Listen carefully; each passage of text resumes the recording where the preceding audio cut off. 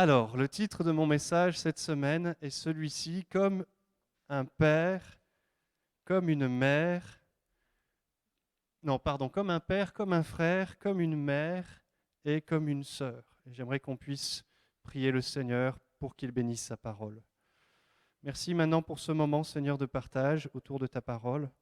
Et notre désir, Seigneur, c'est que cette parole puisse travailler notre cœur, nous amener plus loin dans notre désir d'être des disciples accomplis, comme notre Maître.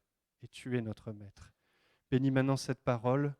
Aide-moi à rester juste par rapport à ce que je vais dire et ouvre nos cœurs afin que nous puissions recevoir ce que tu veux nous donner. Dans le nom de Jésus. Amen. Amen. Voilà, je mets juste mon chronomètre en route. Alors, je vais baser ma méditation ce matin sur un verset que vous connaissez peut-être déjà, mais que vous avez peut-être surtout attribué aux pasteurs ou aux anciens de l'Église, puisque c'est dans la première lettre de Paul à Timothée, qui était un responsable d'Église. Donc 1 Timothée chapitre 5, versets 1 à 2 nous dit ceci. « Ne réprimande pas rudement le vieillard, mais exhorte-le comme un père. Exhorte les jeunes gens comme des frères, les femmes âgées comme des mères, celles qui sont jeunes comme des sœurs, en toute pureté. Amen. » Paul demande à Timothée d'exhorter les personnes qui constituent le troupeau sur lequel Dieu l'a établi, non pas comme des personnes étrangères ou comme des personnes sans lien affectif, mais de les exhorter de la même manière qu'il l'exhorterait, c'est-à-dire qu'il conseillerait ou qu'il reprendrait le cas échéant, de la même manière qu'il l'exhorterait, qu'il conseillerait son propre père, son propre frère, sa propre mère ou sa propre sœur de sang. C'est ce que Paul demande ici à Timothée. L'amour et le respect caractérisent les relations que l'on s'attend à trouver au sein du couple, du foyer, de la famille, en tout cas quand ils ne sont pas dysfonctionnels. Je ne sais pas quelle image vous vous faites du couple, mais l'image que personnellement j'ai du couple fonctionnel et pas dysfonctionnel, c'est un couple où l'amour et le respect se manifestent entre conjoints. La famille, l'image que j'ai de la famille, ce que devrait être la famille, c'est un endroit où l'amour et le respect se manifestent entre ses membres. Là où la solidarité aussi se manifeste entre ses membres. Et je pense que quand Paul donne cette recommandation à Timothée, il prend quand même cette image de la famille, on ne va pas dire idéale, parce qu'aucune famille n'est parfaite, mais cette famille où il y a cette solidarité, cet amour et ce respect. Vous serez d'accord avec moi que les liens familiaux sont très forts, et c'est d'ailleurs pour cela qu'ils provoquent tant de souffrance quand ils sont mis à mal. Je répète, les liens familiaux sont très forts et c'est pour cela que ça nous fait si mal quand ces liens familiaux sont mis à mal ou quand ils sont totalement rompus. Paul prend en exemple les liens familiaux dans une famille équilibrée, je vous le disais, pas parfaite mais équilibrée, pour expliquer à Timothée comment il doit regarder, comment il doit considérer les personnes qu'il est amené à exhorter. On l'a lu ensemble, tout est né de l'Église, ici il y a le mot vieillard, mais tout est né de l'Église, je préfère ce mot, tout est né de son Église devrait être à ses yeux comme un père de sang. Toute mamie dans l'Église devrait être à ses yeux comme sa propre mamie ou sa propre mère de sang. Tout jeune Jean dans l'Église devrait être à ses yeux comme son propre frère de sang, et toute jeune fille dans l'Église devrait être comme sa sœur de sang. D'ailleurs, il est ajouté à cet effet en toute pureté, mais ce n'est pas l'objet de mon message ce matin. Dans mon temps de méditation personnelle, une connexion s'est faite entre ce texte et le problème du racisme qui est en train de secouer nos sociétés. Le problème du racisme, vous serez d'accord avec moi, je pense, ne date pas ni d'aujourd'hui, ni d'hier, malheureusement. Mais il est particulièrement en ce moment sous le feu des projecteurs à cause des drames qui se produisent aux États-Unis et qui rappellent à notre conscience collective que le racisme, très préoccupant aux États-Unis, ne connaît malheureusement pas de frontières et se décline sous différentes formes. Il n'y a pas qu'aux États-Unis qu'il y a des problèmes de racisme, mais le focus est en ce moment beaucoup sur les États-Unis. Mais malheureusement, le racisme n'a pas de frontières, ni d'époque. Plusieurs au milieu de nous, je le sais, se sentent meurtris jusque dans leur chair quand ils considèrent le traitement que subissent des personnes ayant la même couleur de peau qu'eux. Parce qu'ils s'identifient aux victimes du racisme d'autant plus fortement qu'ils ont la même couleur de peau. En réalité, tout traitement injuste et barbare devrait tous nous meurtrir jusque dans notre chair, quelle que soit la couleur de la peau de la victime, car nos chairs et nos os sont constitués de la même manière. Et nous sommes tous descendants d'Adam et Ève. Et nous avons tous été créés à l'image de Dieu. Tout être humain qui souffre devrait nous émouvoir. Je crois que le problème du racisme pourrait être grandement réduit, d'où ma connexion avec ce texte, si nous arrivions à vivre le principe présenté par Paul à Timothée, c'est-à-dire considérer toute personne comme ayant la même valeur, comme ayant le même droit au respect, au même traitement que notre propre père, notre propre mère, notre propre frère, notre propre sœur de sang.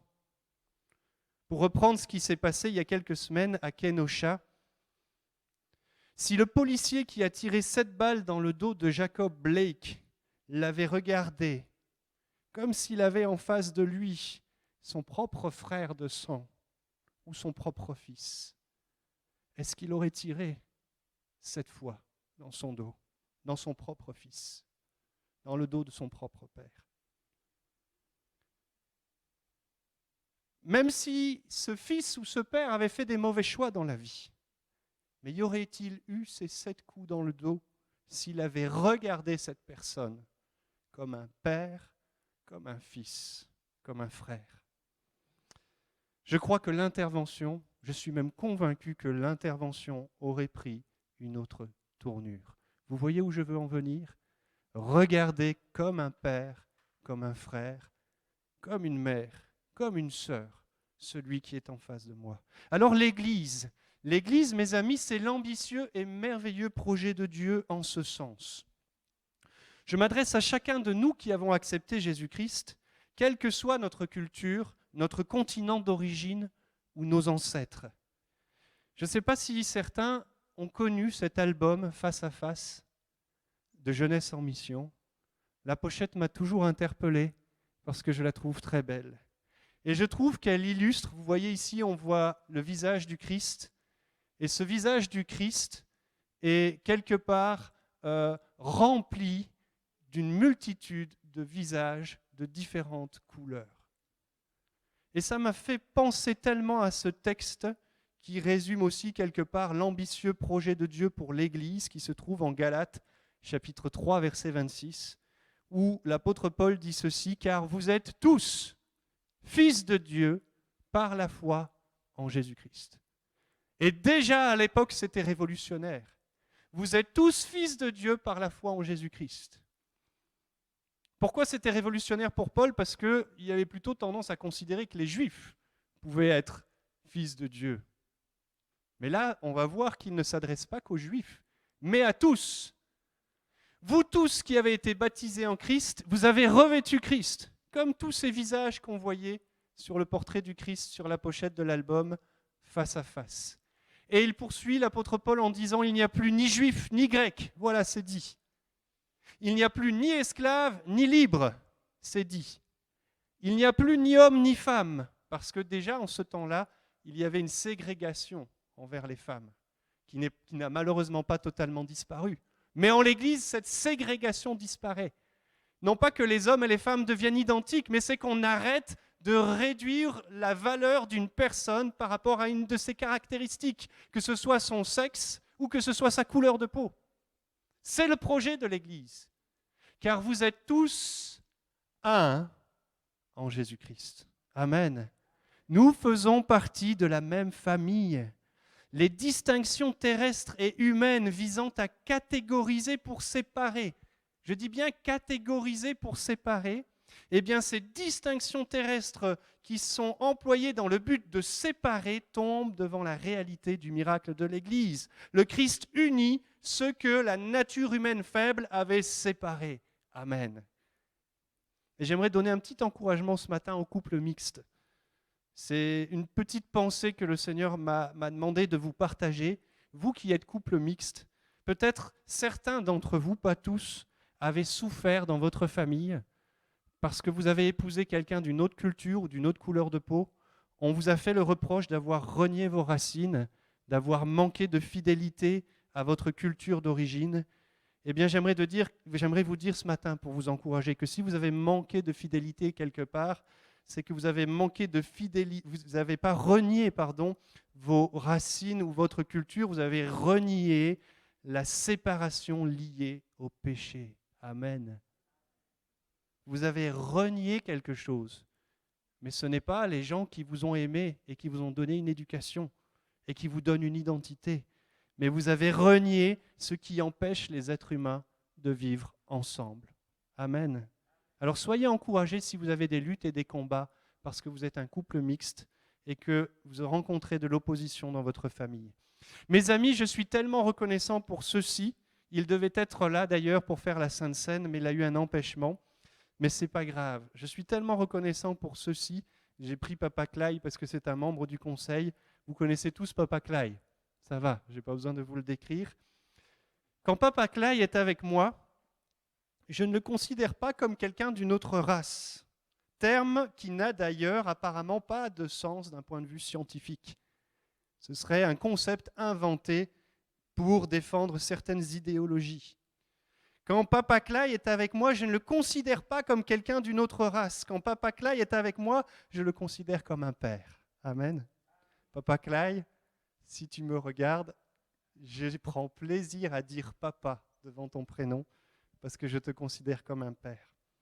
Quand Jérémie, que nous connaissons bien, est avec moi, il est à mes yeux comme un frère. Amen. Et bien que je n'aime pas le terme, je vais l'employer ici pour vous faire comprendre.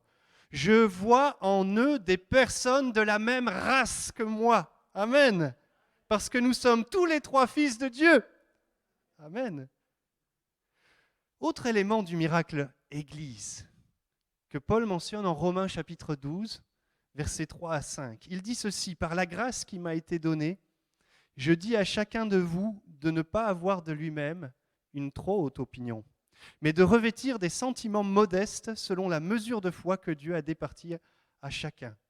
Car comme nous avons plusieurs membres dans un seul corps, et que tous les membres n'ont pas la même fonction, ainsi nous qui sommes plusieurs, nous formons un seul corps en Christ.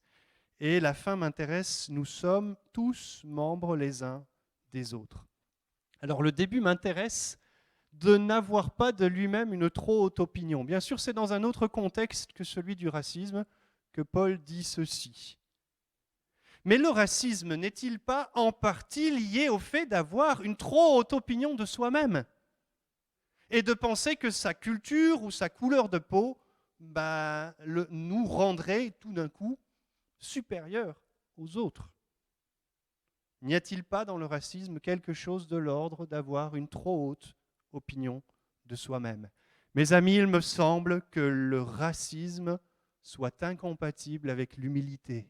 Je répète, il me semble que le racisme soit incompatible avec l'humilité.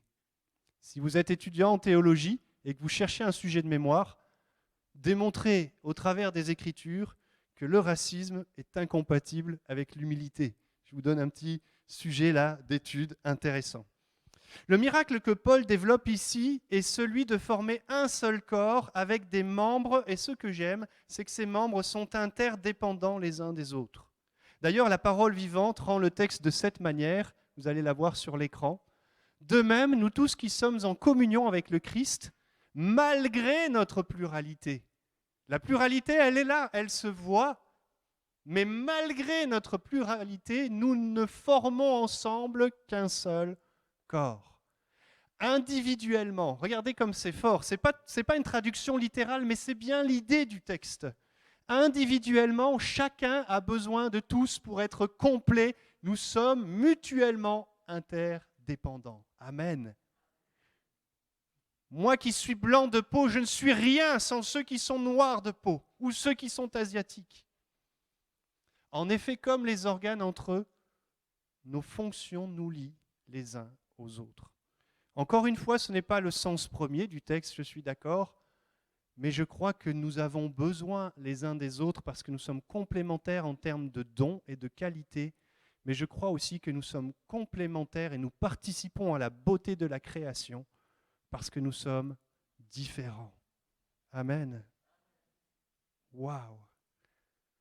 En effet, oui, je l'ai lu, comme les organes entre eux, nos fonctions nous lient les uns aux autres. Nous sommes liés, attachés les uns aux autres.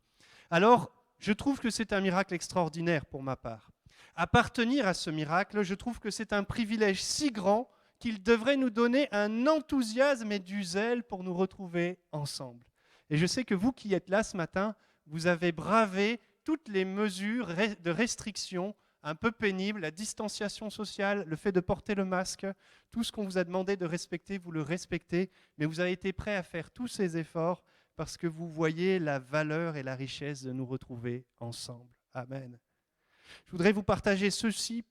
Le confinement a été pour moi, d'une certaine manière, une façon contre nature de vivre ma relation avec Dieu. Parce que ma réconciliation avec Dieu m'attire inextricablement à vouloir passer du temps avec mes frères et sœurs en Christ. Tout comme j'aime passer du temps avec ma famille de sang. Et le confinement m'a empêché de pouvoir vivre cela. C'est pourquoi je suis tellement heureux que vous soyez présents ce matin, ici, en ce lieu. Amen. C'est pour cela aussi, mes amis, que depuis des semaines, je me suis fait des cheveux blancs pour qu'enfin nous puissions à nouveau nous retrouver ensemble physiquement. Ça n'a pas été facile, mais je ne regrette pas du tout les sacrifices que nous avons faits pour réouvrir l'Église, parce que ce moment est tellement précieux. Amen. Alors ça, c'est pour ceux qui font partie de l'Église. Mais qu'en est-il pour ceux qui ne font pas partie de l'Église ? Quelqu'un pourrait dire, en effet, ok, les chrétiens comme moi, quelle que soit leur couleur de peau, je veux bien les considérer comme mes frères, mes sœurs, mes mères, mes pères, mais pour ceux qui ne sont pas chrétiens, alors c'est une autre histoire. Jésus n'a-t-il pas enseigné ceci ? Tu aimeras les chrétiens comme toi, comme toi-même. Tu aimeras ceux qui pensent comme toi, comme toi-même. C'est ça que Jésus a dit ? Jésus a dit, tu aimeras ton prochain. Et je vous assure que Jésus pèse ses mots. Il n'a pas mis prochain là, comme ça, sans avoir une conviction de choisir ce mot. Tu aimeras ton prochain comme toi-même. Vous savez bien qu'on a questionné Jésus sur qui est le prochain. Il y a eu beaucoup de prédications là-dessus, je ne vais pas insister ce matin. Avons-nous du respect pour nos racines, pour nos ancêtres, pour notre culture ? Que répondez-vous à cette question ? Vous avez du respect pour votre culture, je le crois. Avez-vous du respect pour vos racines ? J'ai du respect pour mes racines, pour mes parents, mes grands-parents, mes arrière-grands-parents. Alors j'aimerais appliquer cet enseignement de Jésus de la manière suivante. Je ne vais pas dire ici tu aimeras ton prochain comme toi-même, mais je dirais tu auras du respect pour les racines, les ancêtres, la culture de ton prochain. Comme tu respectes tes propres racines, tes propres ancêtres, ta propre culture. Mes amis, imaginez les chapitres noirs de la colonisation. Que se serait-il passé si ceux qui découvraient de nouvelles terres avaient considéré les personnes qui vivaient là comme des pères, comme des mères, comme des frères et comme des sœurs, et s'ils avaient considéré les ancêtres comme leurs propres ancêtres. Les ancêtres de ces personnes qu'ils rencontraient comme leurs propres ancêtres. La culture qu'ils rencontraient, non pas comme quelque chose de méprisant ou de vil, mais avec la même valeur, le même respect que leur propre culture. Je crois que bien des erreurs et beaucoup de sang auraient pu être évités. Alors bien sûr, nous n'oublions pas une chose. Le respect pour la culture, c'est important, mais en tant que chrétien, la parole de Dieu reste souveraine et juge sur toutes les cultures. Il y a dans les cultures de tous les pays, de toutes les nations, de tous les continents, des choses qui plaisent à Dieu, mais des choses qui ne plaisent pas du tout à Dieu. L'idée ici, ce n'est pas d'accepter le mal qui se trouve au sein de chaque culture.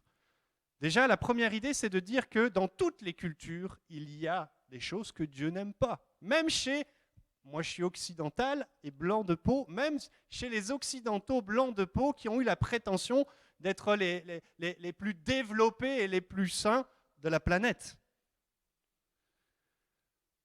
Quelqu'un que vous connaissez très bien, qui a été un de mes professeurs au CTS, le pasteur Jacques Dernel, dit ceci: « Le seul livre qui me juge, c'est la Bible.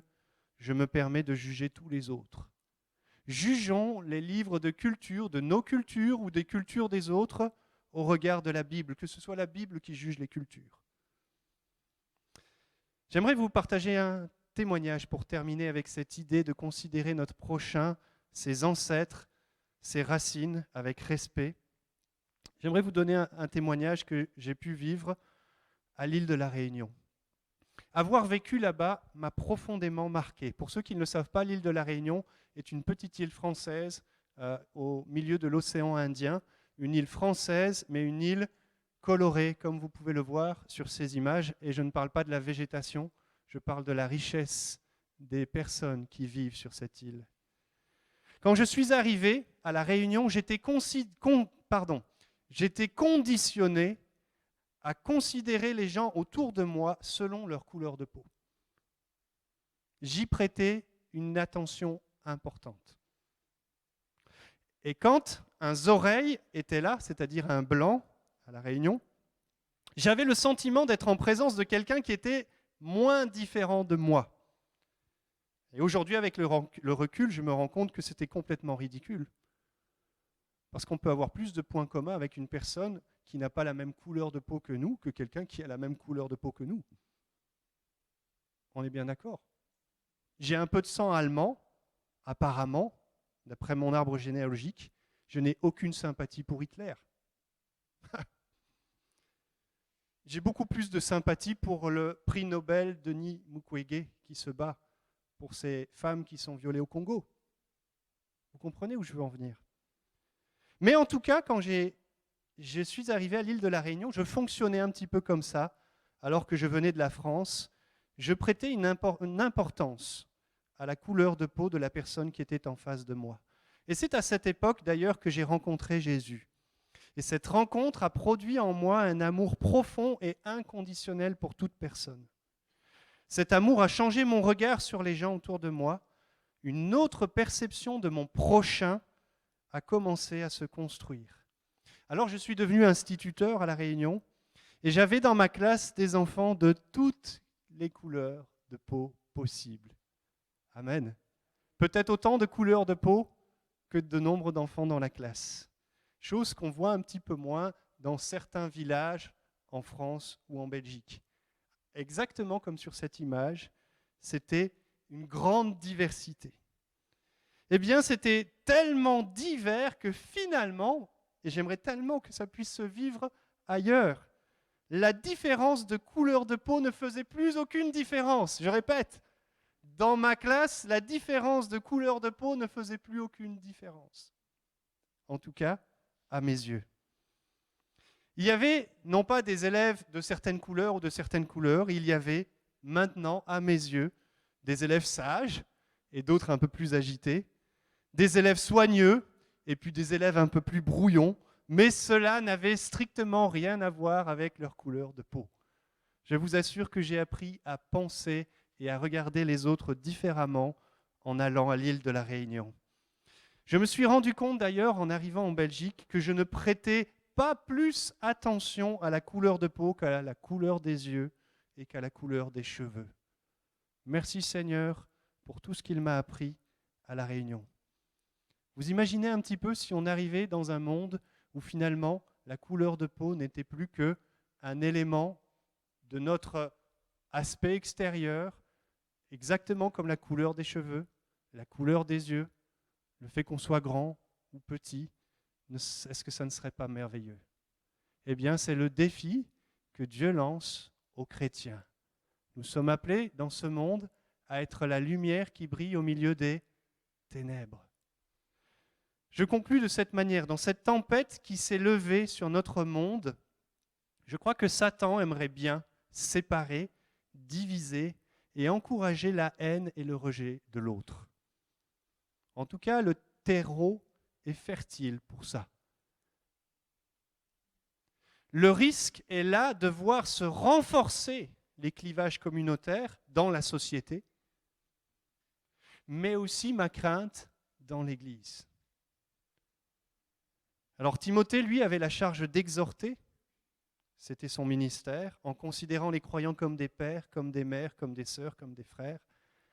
Nous, ce matin, nous ne sommes pas tous appelés à exhorter comme Timothée, à être responsables de l'Église, mais nous sommes tous appelés à aimer et à servir les autres croyants, avec le même zèle, le même respect, la même considération que si c'était nos propres mères, nos propres frères, nos propres sœurs, nos propres pères de sang.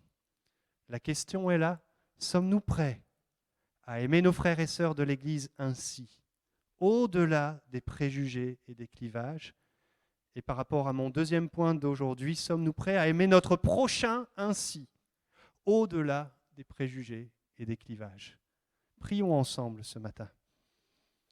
Notre Père, nous disons notre Père ce matin parce que tu es notre Père à tous. Tu nous as appelés des quatre coins de la terre et nos ancêtres, même si nous ne venons peut-être pas des quatre coins de la terre, mais nos ancêtres viennent des quatre coins de la terre.